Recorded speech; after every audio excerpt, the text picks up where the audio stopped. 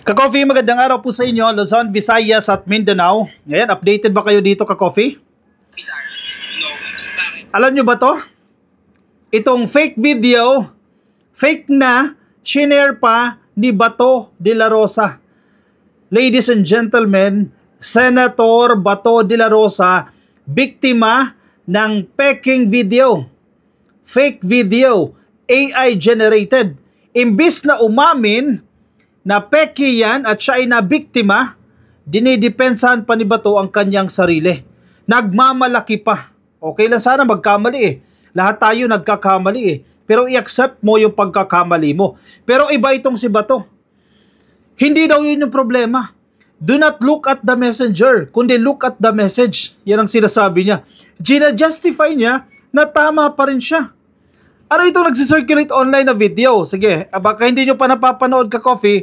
Ito yung estudyante na idinidepensa niya, itong si Sara Duterte, patungkol po sa impeachment ni Sara na ito daw po ay politically motivated. Sige, for context, no? Pakinggan natin yung video na yan. Why single out the VP? They want justice. Excuse me, pwede ba kitang matanong this po? Cover ka ba sa impeachment ni VP Sara? No. Bakit? Because it is obviously politically motivated. I mean, maraming may confidential funds sa gobyerno, iba nga billions pa. But why single out the VP? They want justice, but their justice is selective. If these politicians are really serious in cleaning up the government, then investigate all at isama na nila mga sarili nila. Okay, sige. Isa-isahin natin yan. Maraming indicators na fake itong video na to at AI generated yan. Ang nag-post niya ditong ay grabe, yung page na yan. Ay grabe.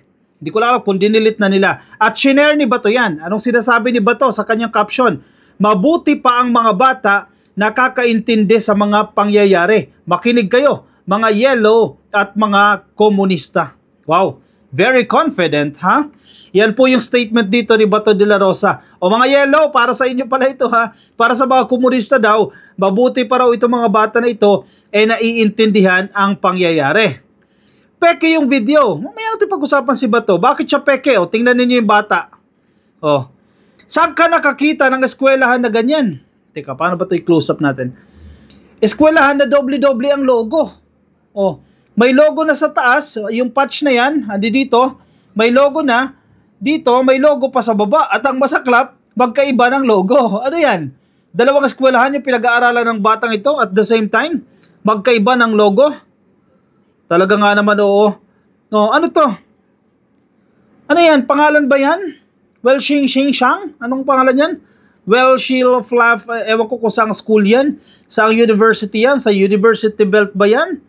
Yan nasa pangalan ni Kuya, name tag niya ba yan? Well, Xing, siyang bansa ba yan? At yung mga tricycle na yan, saan niya? Sa U-Belt ba yan? Anong school? Anong barangay? Anong lugar sa Pilipinas na nag-exist yung ganyang klase ng mga habal-habal? Ganyang klase ng mga tricycle, ang social naman yan.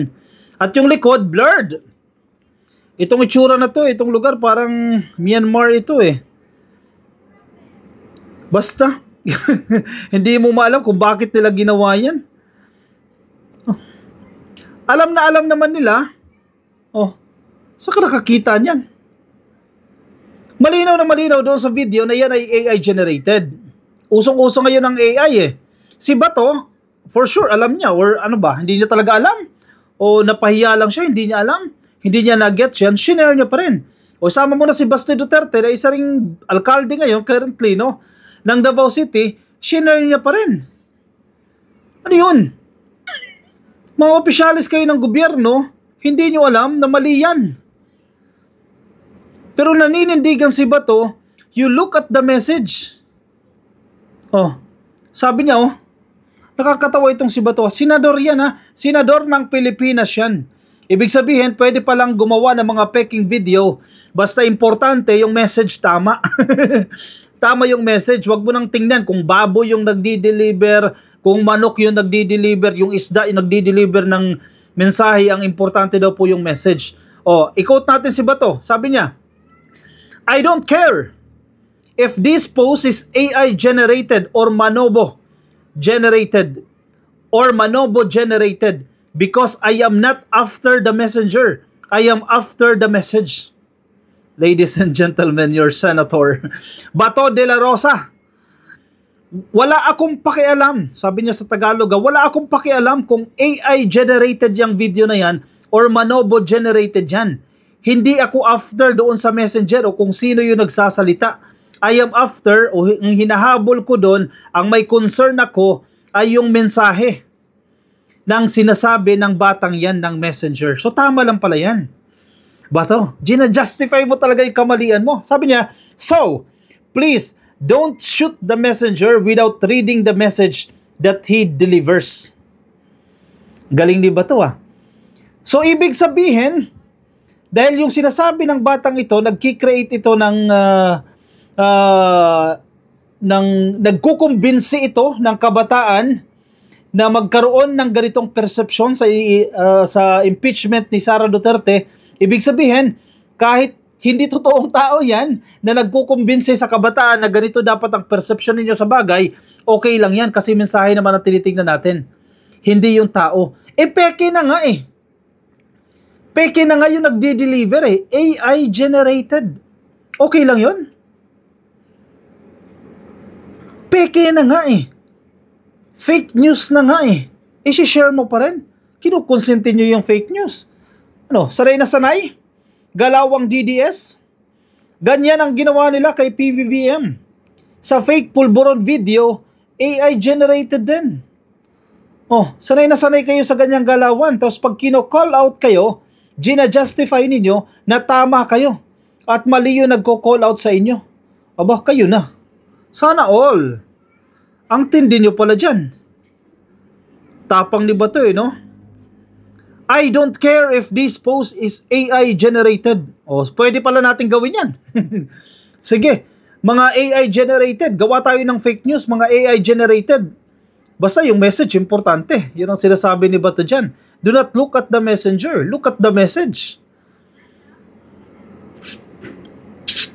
Itong mga DDS naman, nagpapapaniwala naman. Share ng video kahit peke yung video.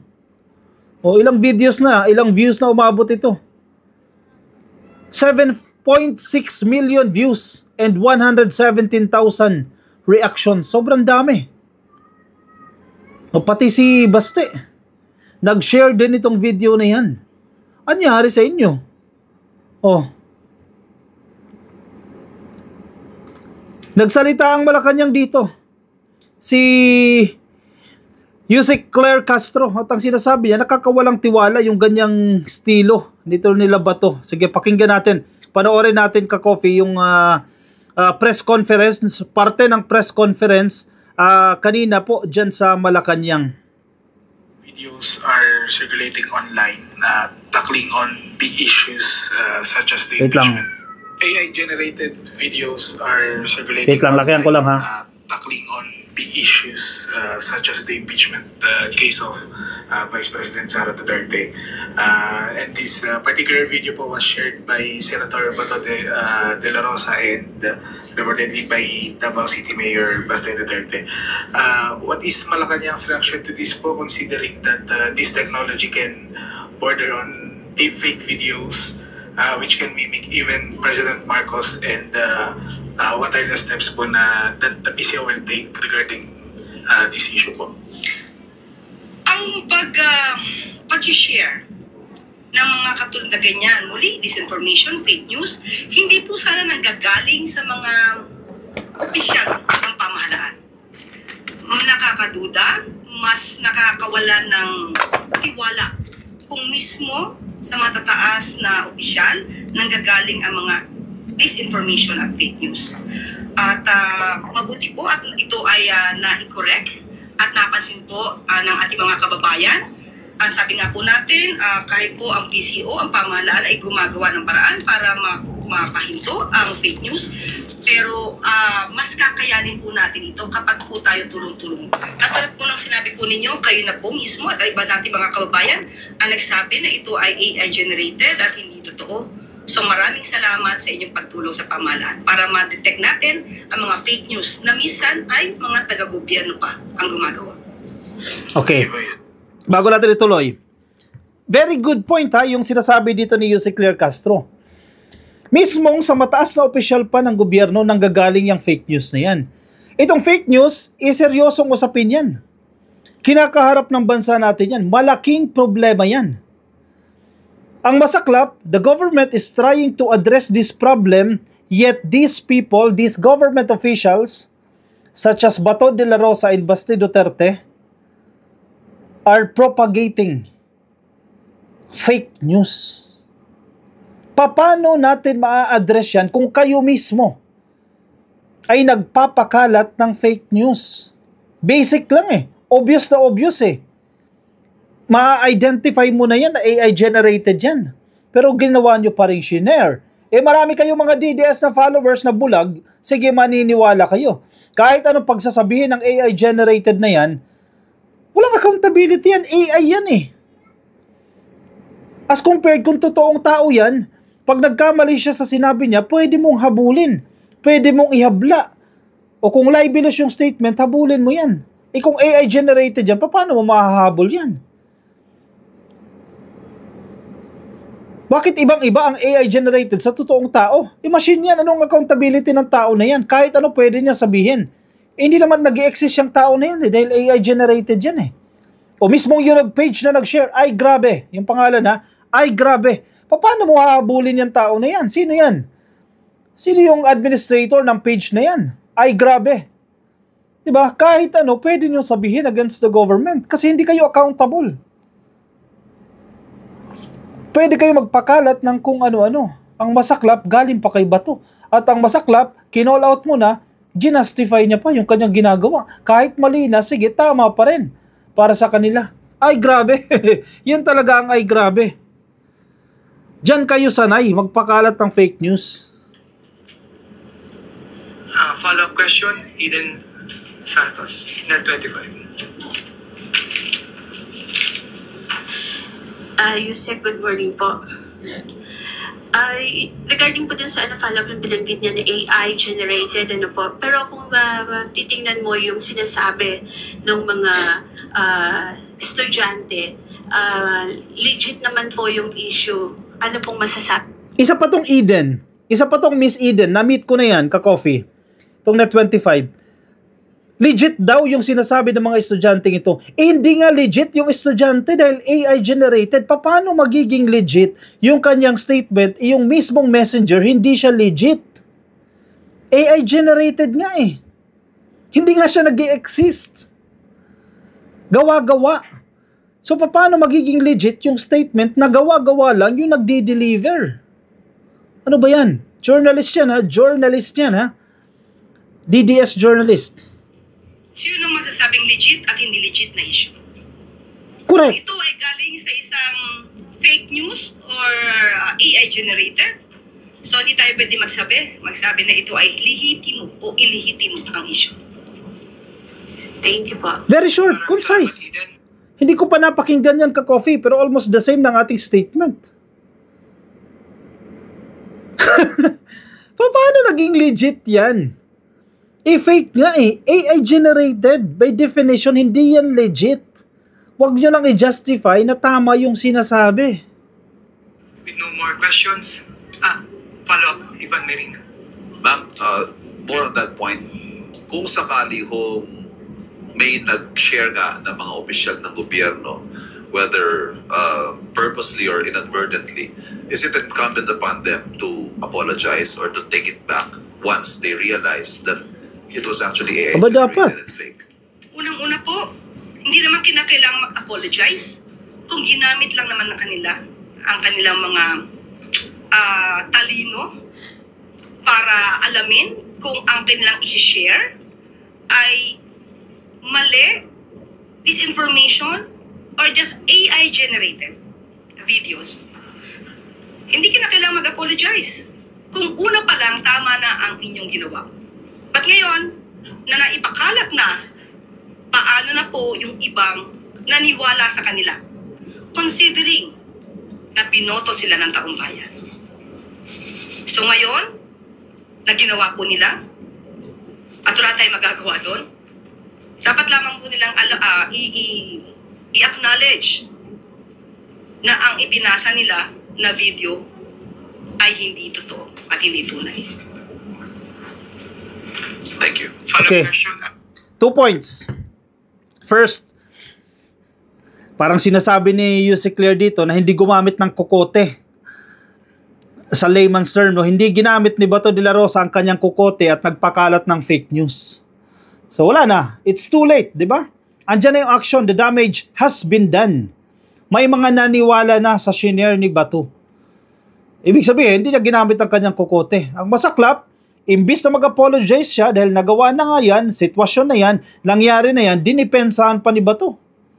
Ayaw niya talagang umamin na hindi siya gumamit ng kanyang kokote. I-justify niya pa talaga yung kanyang sarili. Oo. Sige nga, check nga natin kung tinanggal na ni Bato. Hindi ko alam kung tinanggal niya na eh.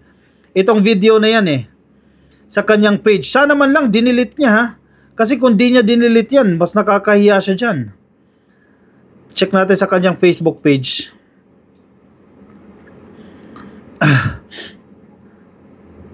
Kapag hindi niya pa dinilit yan, wala na, ninindigan talaga siya.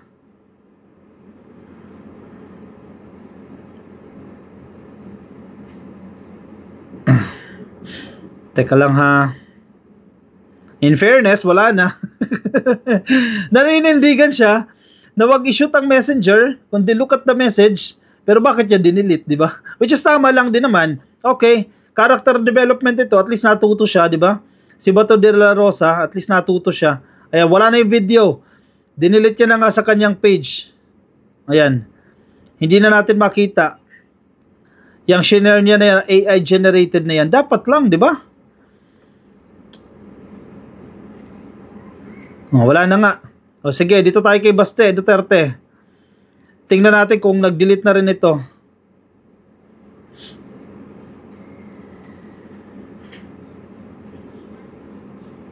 Wala na rin.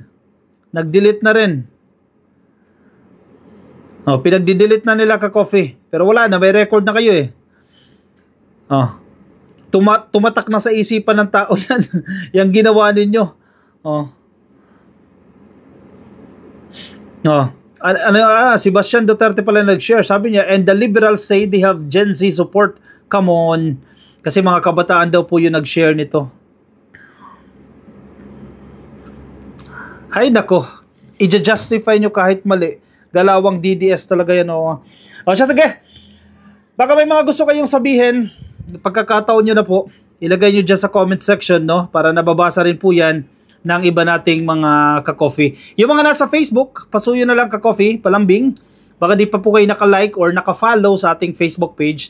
Click lang po ng follow or like. Yung mga nasa YouTube, pasuyo na lang din po, subscribe. Nasa TikTok din po tayo, subscribe na po kayo. I will see you ka-coffee in my next video. Maraming salamat po sa mga sumama. Ingat po kayo. Nasaan man po kayong panig ng daigdig. Ang kapitayon. Bye-bye.